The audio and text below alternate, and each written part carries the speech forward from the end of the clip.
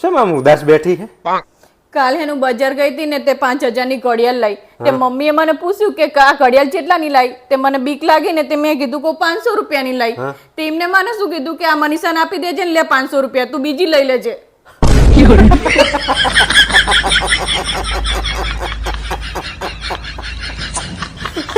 એટલે મારા બૈરાની તો વાત જ થાય એમ નહીં.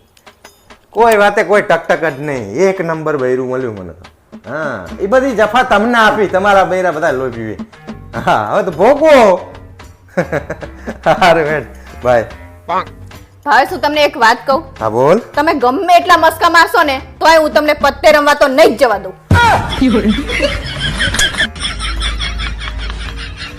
હિમુ તને ખબર હે લગન પહેલા તારી મમ્મી ચેવી વાતો કરતી હતી. લગન પહેલા તારી મમ્મી મને એવું કહેતું હતું કે આખો અમારું ખાનદાન રહ્યું ને એ ફેશન ડિઝાઇનર છે. આ તો લગન કર્યા પછી ખબર પડી કે આખું ખાનદાન હે ને એમનું એ ગાજ બટન ને શેડા ફોલ કરતું હતું.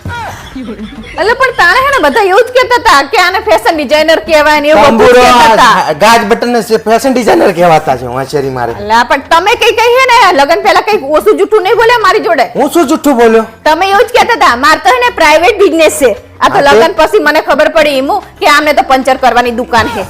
આ તે પણ એને પ્રાઇવેટ બિઝનેસ ના કહેવાય? આ તો શું સાયકલ ને પંચર કરવાની દુકાન ને બિઝનેસ કહેવાય? આ તો બિઝનેસ જ કહેવાય. નાનો હોય મોટો હોય બિઝનેસ જ કહેવાય. જબ્બર કહેવાય. તમારા જેવું જૂઠું નહીં બોલતા અમે. અને બા પંપ ની વાત કરતા હતા કે અમાર તો 2 પંપ છે. સના પંપ ખબર હે? સાયકલ ને હવા ભરવાના 2 પંપ છે. આવું જૂઠું બોલતા હતા. આપણને તો એવું કહેતી મેં જૂઠું બોલ્યો. મેં એવું કીધું તો કે હું 2 પંપ નો માલિક છું. મારા ઘરે 2 પંપ હતા. પણ કહેવાય તો ખરું ને કે સાયકલ ને હવા ભરવાનો પંપ છે ઈમ. હોશિયારી મારે હે તો તારે પૂછવું જોઈએ ને. અધૂરું કઈ અને પછી આમ જાણ અમે રૂપિયા વાળા હોય ને એવું બતાવતા હતા. અચ્છા તાણે હોશિયારી મારે હે. તમારા જેવા ગપ્પા નહીં મારે અમે. તે પણ એવું જ અમારે કહેવાય. બિઝનેસ તો હતો. આવો બિઝનેસ તંબુરો પાડીને કહેવાય. તમારા જેવું નહીં ફેશન ડિઝાઇનર જેવું. તાણે શું? હા પણ ભાવેશ હા બોલ. રક્ષાબંધન કરવા હું ભાઈના ઘરે જઉં? હા તો કઈ વાંધો નહીં જી આવજે.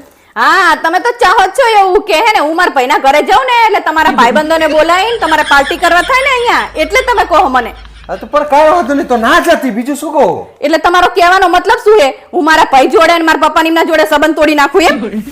તમે હા પાડો કે ના પાડો હું તો જવાની જ છું.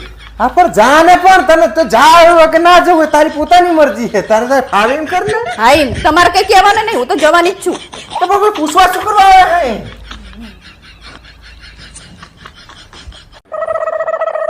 આ શું કરો મમ્મી તું? રક્ષાબંધન સુધી મારું મગજ ઠંડુ રાખું હું. ચલ તને તો ખબર જ છે ને કે મારો જીબડો ચેવો હે.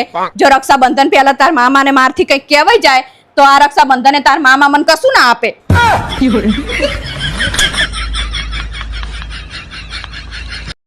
પપ્પા હા બેટા. આ ડાકણ કેવી હોય? મારી હામું તો જોશો જ નહીં.